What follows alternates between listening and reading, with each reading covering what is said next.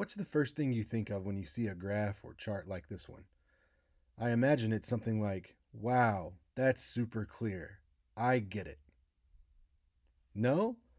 Yeah, me either. That's why today we're going to discuss visual aids, how to be effective and efficient. This is coming to you from the GVSU Speech Lab, and we really encourage students to be as effective and efficient as possible with their visual aids. In order to do that, we cover the following topics.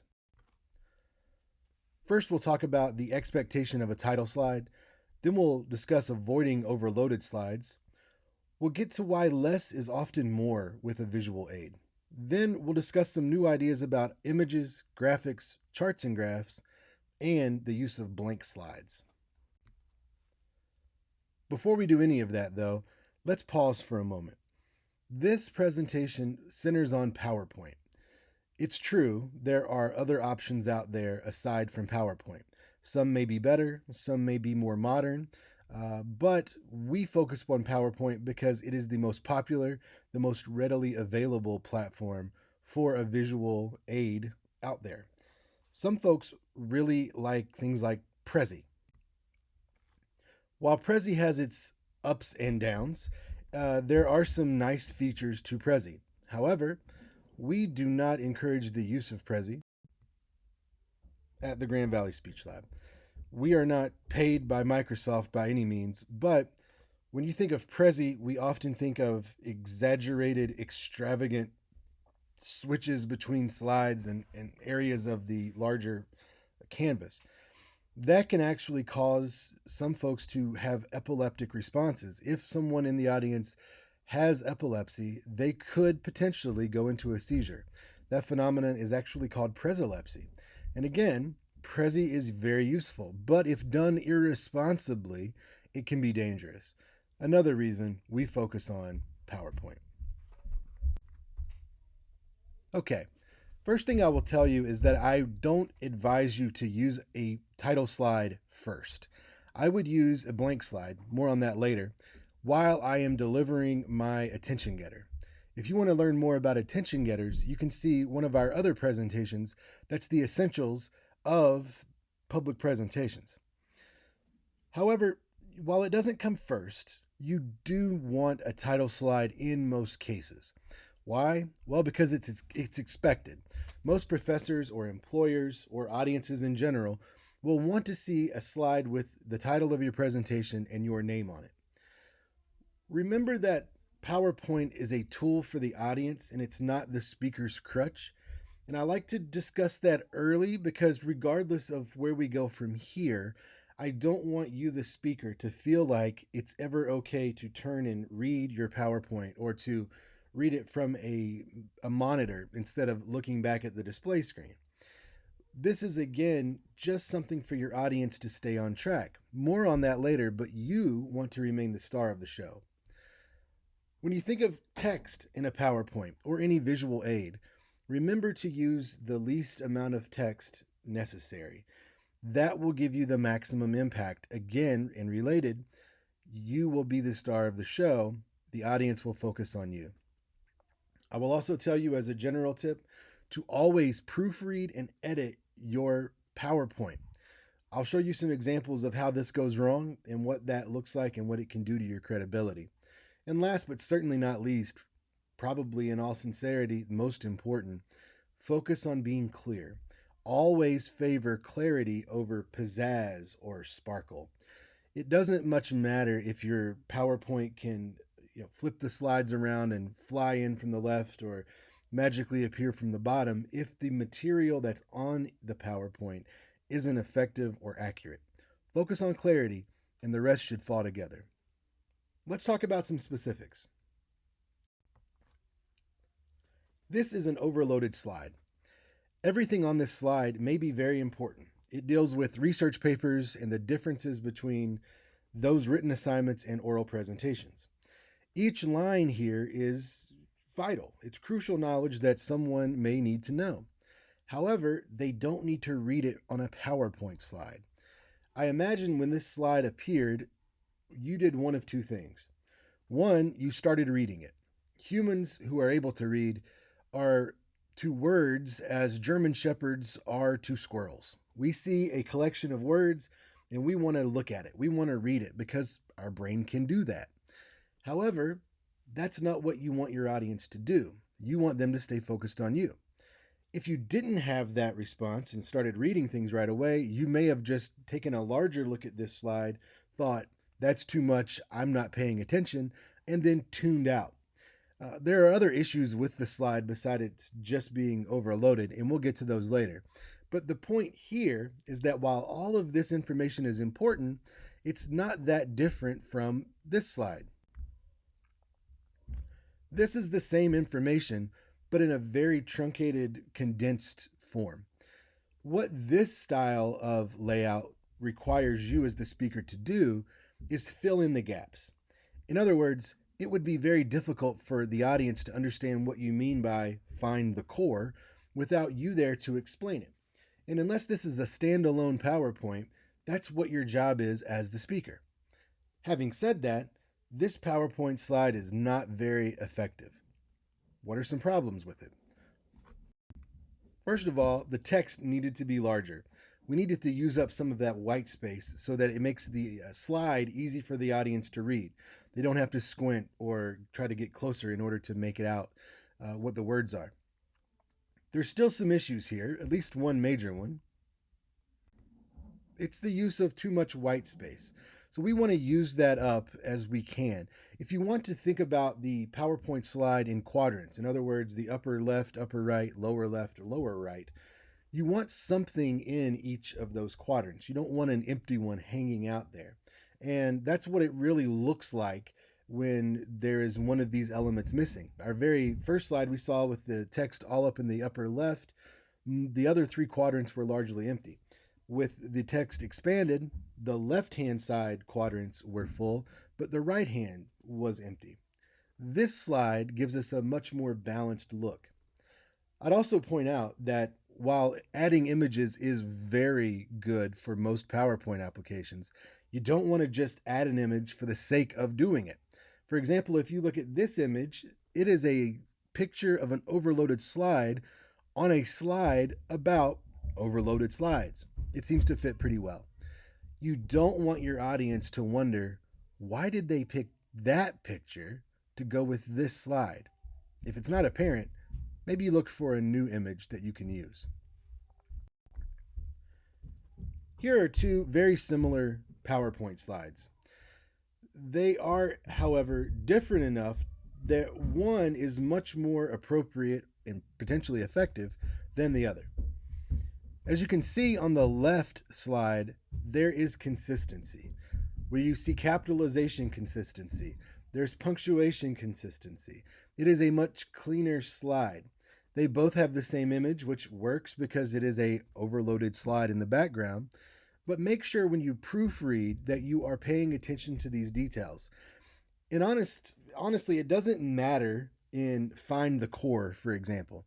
If find the core is capitalized, if the C is capitalized or not, it does matter though that it's consistent. Like in the left side, core expectations are both lowercase. However, on the right side, core and expectations, one is uppercase, the other is lower. Be consistent. Many PowerPoints are used because we want to use graphs or charts that we can't explain better with just words. They are visually appealing to an audience and they are informative to the audience. This is a chart from the New York Times. It's a history of home values from 1890 up into about 2008. And the trend line is the focus. Now, there is a lot of text on here, way too much, and it's way too small. If you use this slide as is, your audience will more than likely turn away because they can't read this. They can't see it very clearly. An easy fix, if you still want to use the graphic part, is to simply hide the text. Here, I simply dropped in a box that was the same color as the shading on the chart and added a title. That's very easy to do. It takes less than a minute and anyone can make that happen. It makes for a very clean chart. There will be times when you need to recreate something that you have found, and that's okay to do. You could still cite it and give credit to the original source. However, if it doesn't work for the way you need it to in terms of its appearance or its overloaded situation, recreate it in a nice, effective, clean way. That's fine to do, and it will benefit you and your audience. Here's an illustration of a Tyrannosaurus Rex skeleton. This looks like something that may have come out of an early 1990s elementary school science book. However, maybe it's important that you have it. You need this information. Well, let's just try to update our science book slightly and at least go with a better, more lifelike image. Here you can see an image of an actual T-Rex skeleton, and then we've inserted different labels. This is, again, very simple to do. It's simply inserting text boxes and then arrows. You probably know how to do this already, but if not, you can find that fairly simply. What you may do, or do in a different way, is build slides. What I want to show you next is the way that these different labels will appear, but I'm not using animation. We'll start with a nice clean slide, just the dinosaur, just the T-Rex skeleton. Then we'll add in the tail vertebrae. Next up, the leg bone. Finally, the ribs. Now, while that may look like the same slide that just has timing features in the animation where one click brings in new text or new images, it's not. What I actually did there was start with the slide you see right now on the screen. Then I duplicated it multiple times. I worked backwards by deleting first ribs, then deleting leg bone, then deleting tail vertebrae. And you could, of course, add more content, more labels, and just work backwards. What that does is it allows for multiple slides of the same image in the background to seemingly grow on top of the first. This is advisable, more so, I think, than using your animations. Animations tend to be a little tricky. They can be anyway. If something can go wrong, it will. And with animations, if you click once and nothing happens, you're more likely to click again. If nothing still happens, you'll click a couple more times. Suddenly, when the processor catches up, you may be 4 or 5 slides ahead, and that's not what you want. Using this approach puts less stress on the processor of the computer, and it's just a nice, easy way to go back in and edit without having to renumber your animation or try to make it fly in or appear from different angles. It's clean, it's effective, and it works for your audience. Going back to charts and graphs, this particular design is quite clean. You will see on the left the labels or divisions that this program, whatever it might be, is discussing, and then percentages of something. We've got a nice bar graph there, and it really does look clean. However, what you may do is want the audience to focus on management and general, for example. Well, go ahead and show them that and make their eyes jump to that bar. Again, it seems like maybe an animation, but those are two different slides. I started with the regular bar graph and then duplicated the slide and added in the yellow box. Again, this is very elementary stuff, but keeping it simple is keeping it right. Oh, there's no content here. Wait. Nothing here either. That's strange. Oh no, of course. So what you just saw were blank slides, and if you don't mean to put those in, boy, they can really be nerve-wracking. Sometimes if everything goes blank and you're not ready for that, didn't expect that, it can throw you off and it can throw your audience off. However, using blank slides purposefully can be very effective. As you see here, opening with a blank slide is advisable in many situations.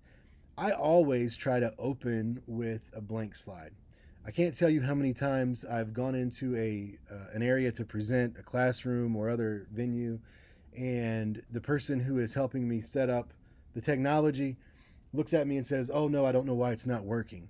And it's working just fine. It's just that I start with a blank slide.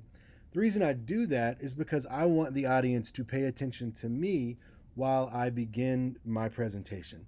I don't want them to be distracted by my name or the title behind me or some image. I want all eyes to be on me so that I can grab their attention, pull them in, and then reveal what I'm talking about and how it's beneficial for them to listen. Now, in addition to just an opening slide, you could do this between sections if you wish. That way, you can sort of do a nice clean transition from one point to another. You could use this in the middle of a speech to focus attention on you. If you know that there is one slide that will be up for an extended period of time, it's advisable to maybe duplicate that slide. And then between those two duplicate slides, insert a blank slide. That way, at some point, you can click, move to the blank slide, keep the audience back focused on you. And then, as you're getting ready to move to a new point, remind them of the slide, pop it back up by going forward, and then you can switch topics altogether. Another pro tip that many people don't know is that if you are in a PowerPoint presentation, it doesn't matter if it's presenter mode or standard full screen mode, and it doesn't matter if it's a PC or a Mac. If you hit the B key, your screen goes blank and it's black. B. Any key will bring it back. Space bar, a number, it doesn't matter. Any key brings it back to where you were. It's almost just like turning the lights off, but not shutting things down. If you prefer a white background when this goes blank, or if it fits your color scheme better, maybe you want to use it for some sort of a white light effect, hit the W key. That will do the same thing, except again, this time the screen will go blank in white. So today, we talked about the expectations of a title slide in that while you don't have to start with one, it's a good idea to have one there. We want you to avoid overloaded slides. Too much information can either turn your audience off or make them read and not listen to you. Recall that less is more when it comes to PowerPoint. Using the fewest words necessary to get your point across is a very good idea to keep the audience centered on what you're saying and not what is on the slide. Use images responsibly. Choose images that are clearly coordinated with your material on each slide. And if you can just use an image and no words on a slide, feel free to try that out. For graphics, charts, graphs, make sure that you're doing this as effectively as possible. Sometimes you'll be able to copy and paste and it will be clean enough, or it may require a slight adjustment. Other times you'll need to recreate what you've seen. It will take a little more time, but it's really worth it when the audience can follow along with you and you get your message across. Remember, clarity is key. And last, we discussed blank slides, why they're useful, where you might put them, and how you can access them at any point in a presentation at the touch of a button. To learn more about visual aids or to collaborate with one of our consultants on making your next visual aid, visit us at the Grand Valley Speech Lab. You see our website, gvsu.edu/speechlab. As I'm presenting this to you, it is March and the campus is currently closed due to the coronavirus outbreak. However, virtual consultations are available and the resource market is up and running online, which will have plenty of asynchronous, document-based resources that can guide you in the right direction. So remember, the next time you make a visual aid, focus on the audience, not on yourself.